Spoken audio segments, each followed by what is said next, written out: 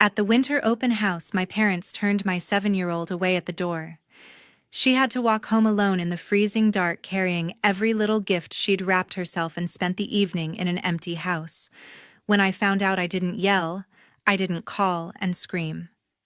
I stayed quiet, signed one paper, and 3 hours later their perfect little world began to crack. My name is Teresa. I got home late that night after a long nursing shift, expecting silence, because Cassidy was supposed to be at my parents' annual winter open house, the one they host every year, with the house packed full of relatives, games, warm food, and the sleepover she'd been counting down to for weeks. Instead, the second I opened the door, the cold hit me. Her tiny boots were lined up neatly by the entry. Her coat was hanging exactly where she always leaves it. The small bag of handmade gifts she'd been so proud of sat untouched beside them, tags still on everything, just as she'd carried it out that morning. Cassidy was sitting at the kitchen table in the same outfit I'd dropped her off in, shoulders hunched, trying to take up as little space as possible. Not crying, not making a scene. Just small. "Cassidy," I said softly. She looked up right away. "Hi, Mom. You're supposed to be at Grandma and Grandpa's." "I know." I kept my voice steady. "Why are you here?" She hesitated, then answered in that flat tone kids use when they've already practiced the words. "They said there wasn't enough room for me." I felt something inside me go still. I sat down beside her, pulled her into my arms, and held her tight while the anger started building. But I didn't let it out. Not yet. If you've ever been shut out by the people who are supposed to love you unconditionally, drop it in the comments. Tell me I'm not alone. And subscribe, because this one gets darker before it gets better. I held her there for a long moment, feeling the small rise and fall of her breathing against my chest. She didn't pull away, just stayed pressed close, like she was afraid to let go. Finally, I eased back a little and brushed the hair from her face. "Sweetheart," I said softly, "can you tell me what happened?" "From the beginning." Cassidy nodded, but the words didn't come right away. She picked at the edge of her sleeve, eyes fixed on the table. At 7, she wasn't great at lining everything up in order, so I had to draw it out gently, one piece at a time. "You got to Grandma and Grandpa's okay?" I asked. "Yeah." I rang the bell and Grandma opened the door. Her voice was small, careful. She looked surprised at first, like maybe she forgot I was coming. I kept my expression steady. Then what she said, the house was really full already. Lots of people inside. She told me to wait on the porch for a minute because the grown-ups were talking. I felt a twist in my stomach, but I just nodded. "Okay. How long did you wait?" "Not super long." Then Zachary came over. She hesitated, her fingers tightening on the sleeve. He saw my bag of gifts and kicked it a little, not hard but enough that it moved. He laughed and said my winter outfit looked cheap, like it didn't match what everyone else was wearing inside. Zachary, my sister Robyn's son, a couple years older and always quick with a smirk. I pictured him standing there in the doorway, the light from the house spilling out behind him and no one correcting him. "Did anyone say anything to him?" I asked quietly. Cassidy shook her head. "Grandpa was nearby, but he just told everyone not to make a fuss." Then Grandma said again, "There weren't enough chairs, and it would be better if I came another time. Better if she came another time. Like my daughter was an afterthought they could reschedule. What about the gifts?" I pressed, keeping my tone even. "She said it wasn't convenient to take them right now. Told me to bring the bag home." Cassidy's lower lip trembled for the first time. I tried to hand her the one I made for her, but she just looked at it and said, "Maybe later." I swallowed hard, imagining her standing there on the porch in the cold, holding out something she'd poured her heart into, only to have it pushed back. "And your phone died." She nodded. I asked if I could use theirs to call you. Grandma shook her head and said it would just complicate things, that you were busy anyway. Busy. Right. Then Grandpa said I should walk home, that it wasn't far and the neighborhood was safe. Safe for an adult, maybe. Not for a 7-year-old carrying a bag in the dark with the wind picking up off the Oregon hills. "How was the walk?" I asked, my voice barely above a whisper. Cold, she said simply. I kept thinking someone would notice I was gone and come get me, but no one did. I didn't know the way perfectly at first because we always drive, so I had to stop a couple times to remember. My hands hurt from holding the bag. Each word landed like a weight on my chest.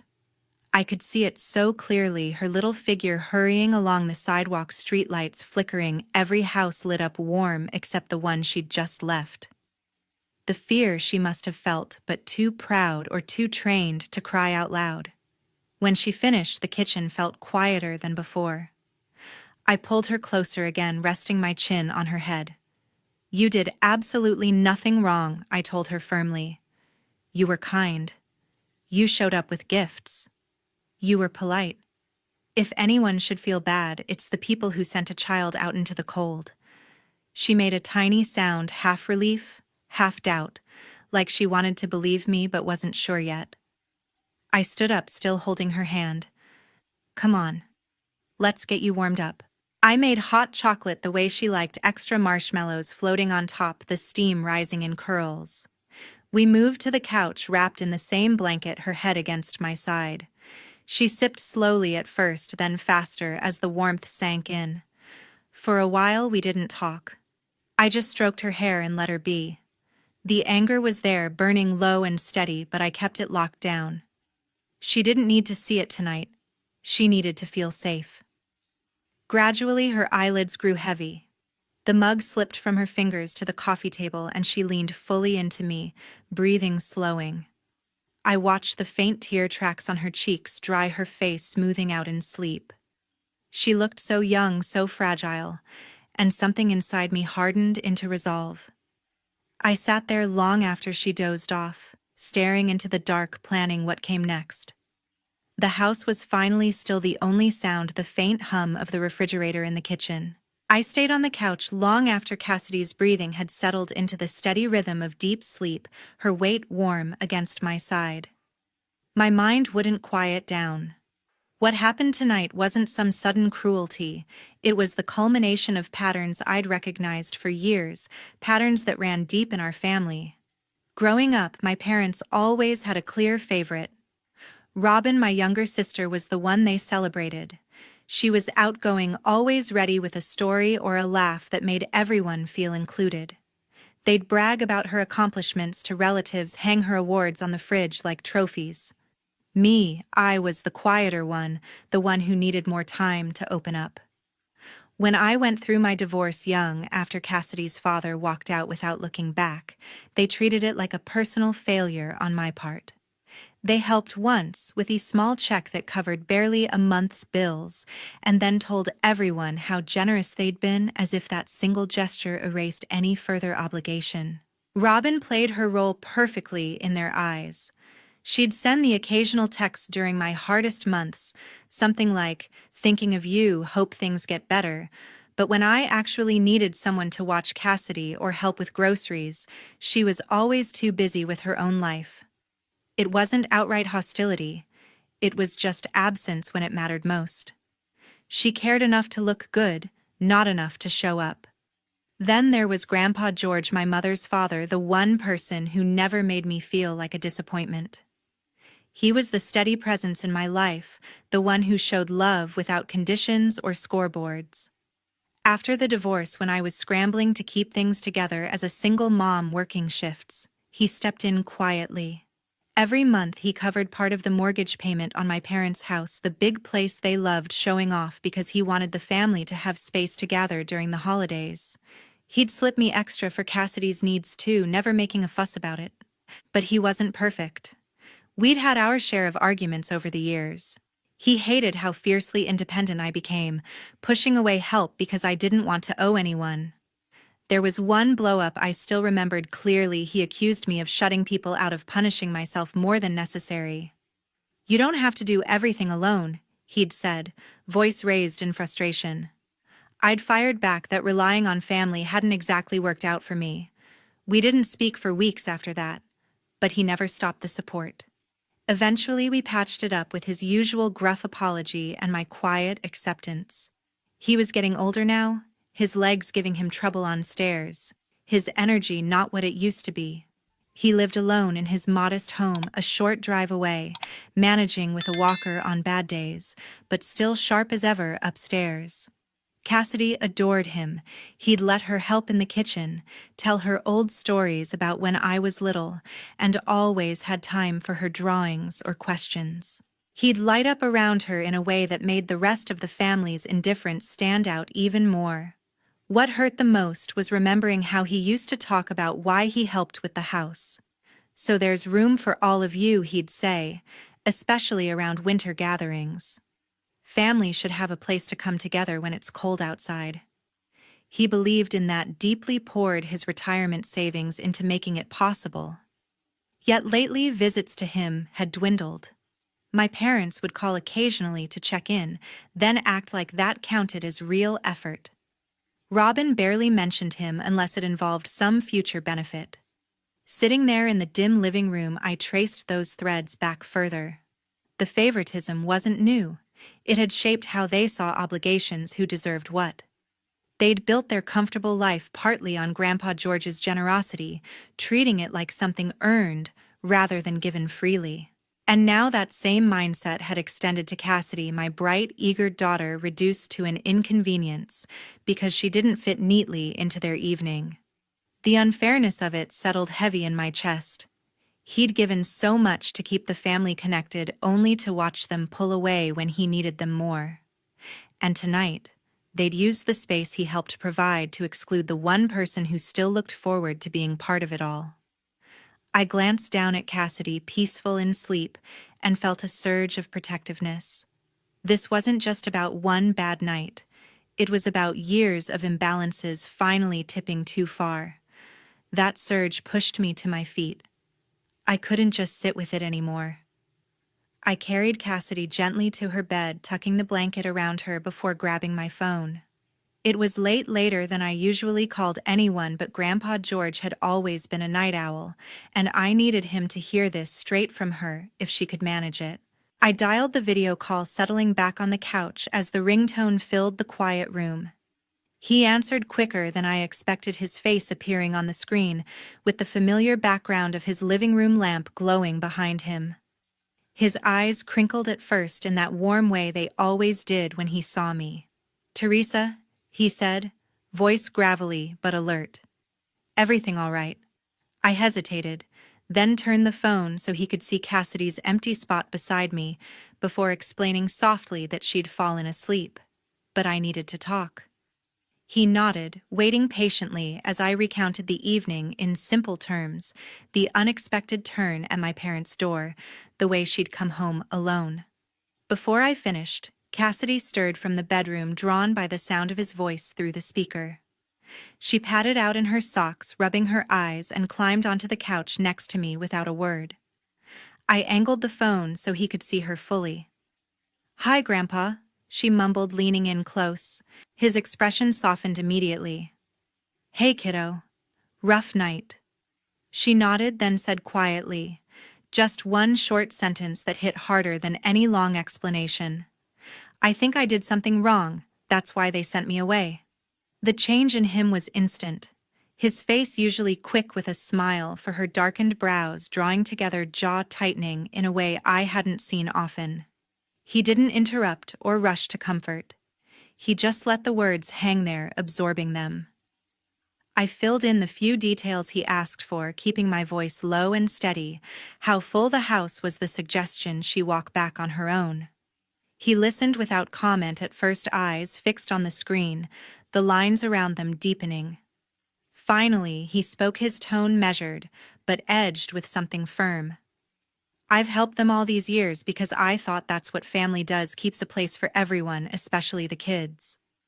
He paused, glancing at Cassidy again, then back to me. "I can't accept my great-granddaughter being treated like she doesn't belong there." Cassidy shifted closer but stayed silent, watching him with wide eyes. He didn't push her to say more. Instead, he addressed me directly. "Take care of her tonight," he said. "Make sure she knows none of this is on her." "I will," I promised. He nodded slowly, the weight of the conversation showing in the way he rubbed his chin. I need to think this through. We'll talk soon. The call ended with his voice a little lower than usual, almost gruff. Sleep well, both of you. Lock up tight. The screen went dark, leaving the room quieter than before. I set the phone down and pulled Cassidy against me again, her head resting on my shoulder. She didn't ask questions. She just sighed and closed her eyes, trusting that things would feel better in the morning. I sat there holding her, replaying his words in my mind. There was no dramatic promise, no immediate threat, just that quiet resolve I knew so well from him. It was enough to ease some of the tightness in my chest, enough to let me breathe a little deeper. Cassidy's breathing evened out once more, and I carried her back to bed, lingering for a moment to watch her settle. Whatever came next, at least she had someone else in her corner who saw tonight for what it was. Back in the living room, I turned off the lights and stood by the window for a while, looking out at the empty street. The cold night air pressed against the glass, but inside things felt a fraction less heavy. Morning light filtered through the curtains, but my phone stayed silent. I'd tried reaching Grandpa George a few times already, each unanswered ring tightening the knot in my stomach a little more. He wasn't one to ignore calls, especially not after last night's conversation. Worry crept in, steadily pushing me to grab my keys sooner than I'd planned. Cassidy was finishing breakfast when I told her we were heading out to check on him. She didn't ask many questions, just slipped on her shoes and buckled in beside me. The drive to his place felt longer than usual, my grip tight on the wheel as scenarios played out in my head. His modest house looked quiet when we pulled up, no lights on inside that I could see, no movement at the windows. I knocked first, then used my spare key when there was no answer. The rooms were tidy, his walker in its usual spot but empty. A neighbor watering plants across the street caught my eye as I stepped back outside. "Morning," I said, keeping my voice casual despite the rising unease. "Have you seen my grandfather today?" She set down the hose, frowning slightly. "Early, yeah. Your parents came by in their car and picked him up. Didn't look like he was thrilled about it, kept glancing back at the house. That was all I needed." I thanked her quickly, helped Cassidy into the car, and headed straight for my parents' place. The route was familiar. The same streets Cassidy had walked alone in the cold, but I pushed the thought aside to focus on what lay ahead. Their driveway was empty except for their vehicle when I arrived. I parked and took Cassidy's hand as we walked up, her small fingers squeezing mine. I knocked hard, 3 sharp raps that echoed. My mother opened the door just a crack, at first her expression shifting to guarded the moment she saw us. "Mom," I said firmly, "where's Grandpa George?" She hesitated, then opened the door wider but stayed blocking the entry. "He's resting. It's not a good time. I need to see him. Now." My father appeared behind her, arms crossed. "Teresa, he's fine. We brought him here to keep an eye on him after he seemed upset last night." Upset last night. As if they had any idea what the call had really been about. "He doesn't live here," I replied, my voice staying level for Cassidy's sake. "You can't just take him without asking." My mother's lips pressed thin. "He's family. We're looking out for him. He doesn't need visitors stirring things up right now." Cassidy shifted closer to me, her grip tightening. I felt her trembling slightly and squeezed back reassuringly. "I'm not leaving until I hear it from him that he wants to be here," I insisted, stepping forward. My father shook his head. "Not happening. Go home." The refusal hit harder each time. I tried once more, raising my voice just enough. "Let me talk to him. 5 minutes." "No," my mother cut in sharply. "He's sleeping, and you're making a scene." Cassidy looked up at me, then eyes wide with the same worry I felt churning inside. The standoff stretched, tension thick in the air between us. They weren't budging, and every second they blocked the door fed the fear that something wasn't right. I pulled out my phone, thumb hovering over the screen. My parents exchanged glances, realizing what I was doing. "You're seriously calling the police?" my mother asked, incredulous. "Yes," I said calmly. I'm requesting a welfare check on my grandfather, an elderly man who may have been taken from his home without consent. I dialed 911, speaking clearly to the dispatcher. Grandpa George advanced age mobility issues, last seen being picked up early this morning by family members who are now refusing access. Possible concern he's not there voluntarily. I gave the address and stayed on the line until they confirmed officers were en route. My parents stood there, faces tightening with frustration and something close to panic. Cassidy held my hand tighter, staying quiet but close. The wait felt endless, the cold morning air biting as we stood on the porch they wouldn't let us cross. The patrol car pulled up within minutes, 2 officers stepping out and approaching the porch with calm professionalism. My parents shifted uncomfortably, my mother smoothing her sweater as if this were just a minor inconvenience. The lead officer asked a few straightforward questions: who lived here, relation to Grandpa George, reason for the call. My father tried to take control. There's no emergency. He's family resting inside. This is all a misunderstanding. The officer nodded politely but didn't back down. We still need to speak with him directly to confirm he's okay and hear of his own choice. My mother glanced at me with a mix of anger and embarrassment, then reluctantly stepped aside. The officers entered and we followed at a distance, Cassidy staying close by my side, her hand still in mine. The house smelled faintly of coffee and the lingering warmth from last night's gathering, but the atmosphere felt heavy now. Grandpa George was seated in the back living room, his walker within reach, a blanket draped over his lap. He looked tired, lines deeper around his eyes, but his gaze was clear and focused when he saw us. One officer crouched slightly to his level, speaking respectfully. "Sir, are you all right? Do you need any medical assistance?" He shook his head. "I'm fine physically." "And are you here because you want to be—" A pause. Grandpa George glanced toward my parents standing in the doorway, then back to the officer. "No. I'd like to go home." The words were simple, but they landed with finality. My mother started to protest. "He's confused. He doesn't mean." But the officer raised a hand, gently cutting her off without rudeness. "Ma'am, he seems clear-headed. We'll assist him if that's his wish." They helped him to his feet, steadying him as he gripped the walker. Cassidy let go of my hand and moved forward instinctively, taking his arm on the other side. He gave her a small, grateful smile as we all made our way out.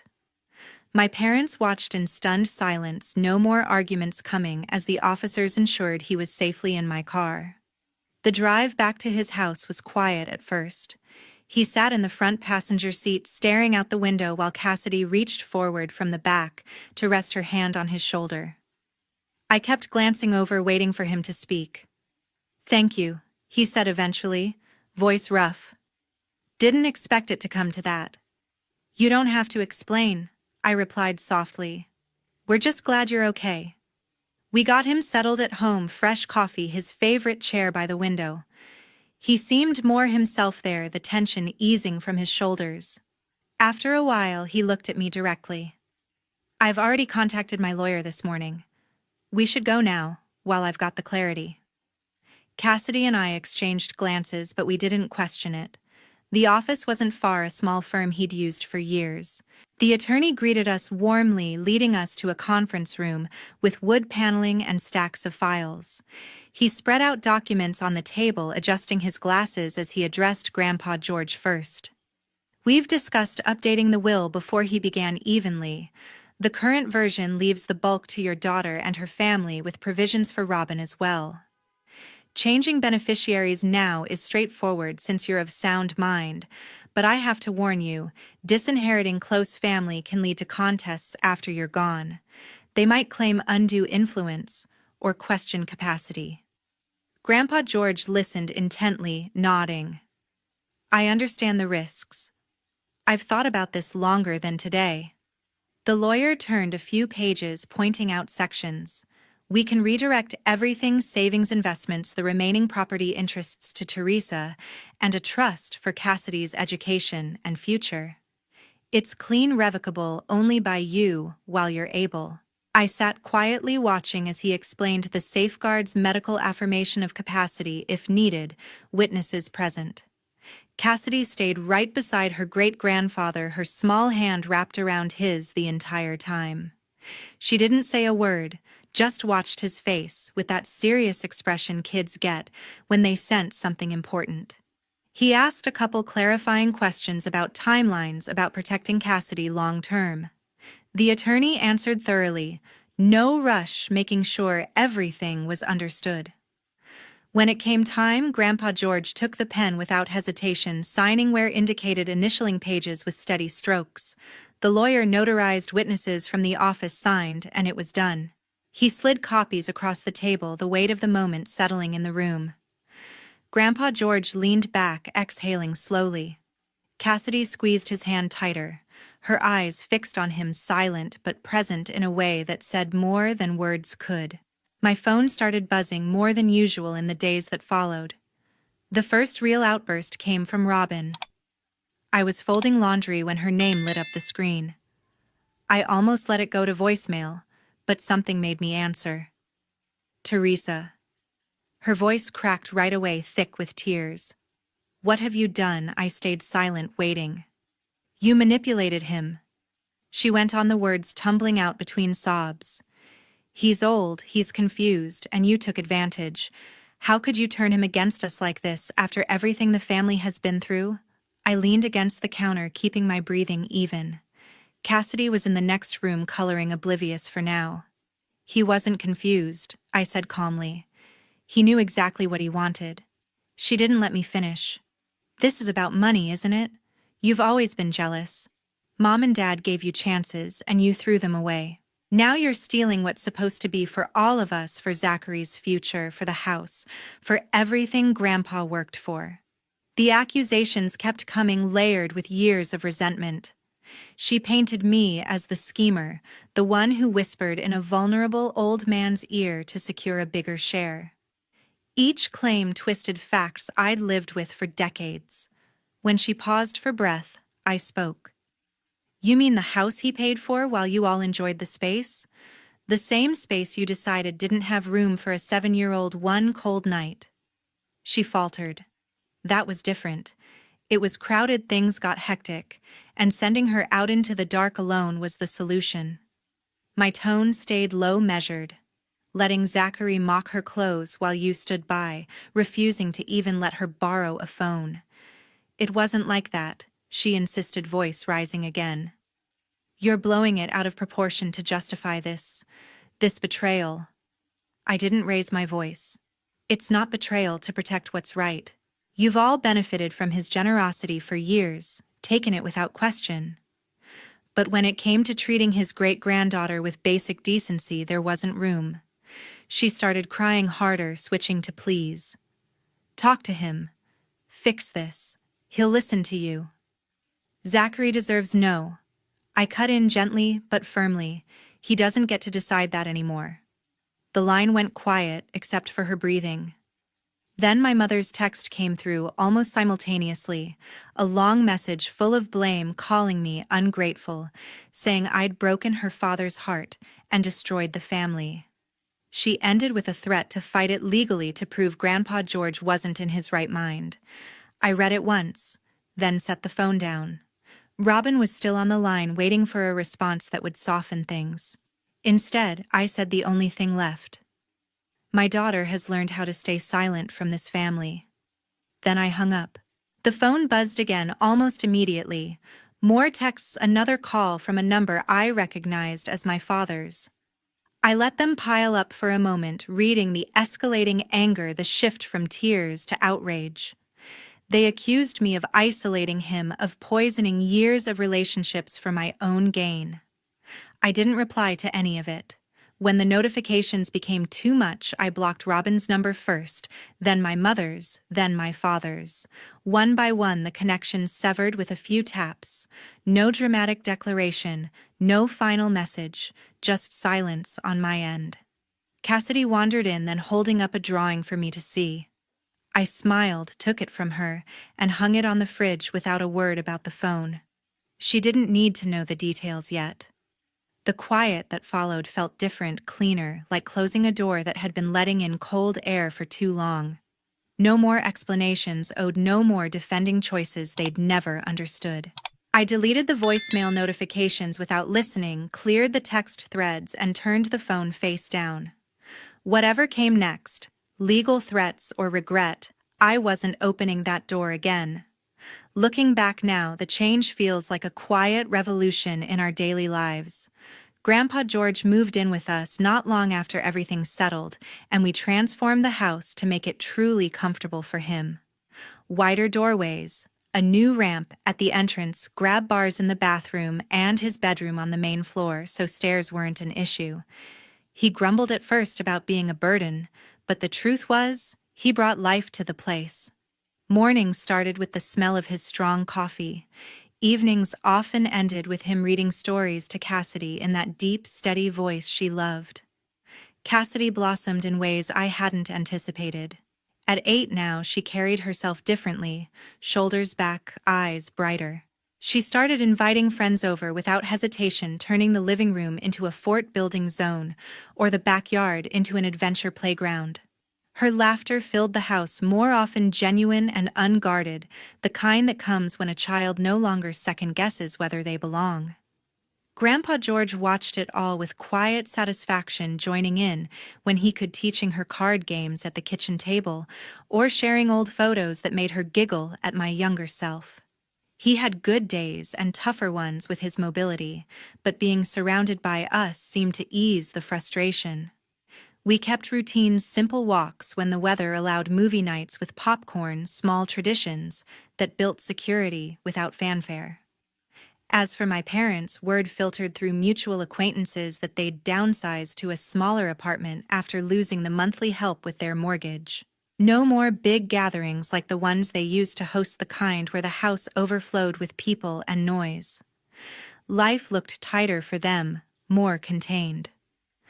Robyn and Zachary faded into the background too, their updates sparse and secondhand. I never sought details, and none came directly. The real shift showed in Cassidy's choices. She became selective about who she spent time with, gravitating toward friends who showed up consistently, who celebrated her without conditions.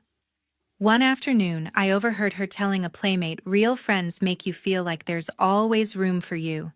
She said it casually, but it stopped me in my tracks, the way she'd internalized what truly mattered. Watching her navigate that at such a young age made the distance from certain parts of our extended family feel less like a loss and more like protection. Grandpa George noticed too. He'd pull her close sometimes and say, "You've got a good heart, kiddo. Guard it well." Our home became a sanctuary of uncomplicated affection. No scorekeeping, no favoritism, just presence. Cassidy thrived in it, her confidence growing roots that I hoped would hold strong through whatever came next. In the end, that's the truth. This whole experience carved into me. Family isn't defined by blood alone. It's built in the everyday choices, the people who make space for you without hesitation, who show up when it's inconvenient, who love without keeping tally. Sometimes creating that safe circle means drawing firm lines, even with those who share your history. It's painful, but it's necessary. Cassidy taught me that as much as I tried to teach her. Seeing her choose kindness, surround herself with those who lift her up, it's proof that breaking away from what hurts can lead to something stronger.